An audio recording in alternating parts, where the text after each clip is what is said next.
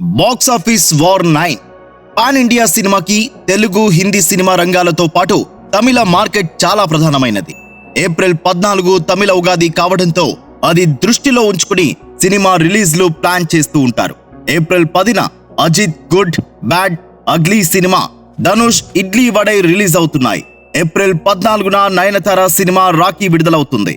మే 1న రజనీకాంత్ కూలీ రిలీజ్ చేస్తారనే టాక్ ఉంది, కానీ ఇంకా అఫీషియల్ గా డేట్ కన్ఫర్మ్ చేయలేదు. సూర్య పూజా హెగ్డే కాంబినేషన్ లో కార్తిక్ సుబ్బరాజు డైరెక్షన్ లో రూపొందిన రెట్రో రిలీజ్ డేట్ అనౌన్స్ చేశారు. వీటన్నింటి మధ్యలో కన్నప్ప సినిమా కోసం తమిళ ప్రేక్షకులు ఎదురు చూస్తున్నారు. పెరియ పురాణం ప్రకారం కన్నప్ప మహాశివభక్తుడు. 63 మంది నయనార్లలో ఒకడు. అరుణాచలంలో కన్నప్ప నయనారు గుడి కట్టుకున్నారు. ఎప్పుడో 1938లో కన్నప్ప మీద తమిళంలో సినిమా వచ్చింది. ఆ తరువాత తమిళంలో కన్నప్ప కథ తమిళంలో రాలేదు. అందుకే కన్నప్ప సినిమా కోసం తమిళ ఆడియన్స్ ఆసక్తిగా ఎదురు చూస్తున్నారు. ప్రభాస్ స్పెషల్ రోల్ ఈ సినిమా మీద విపరీతంగా క్రేజ్ పెంచింది.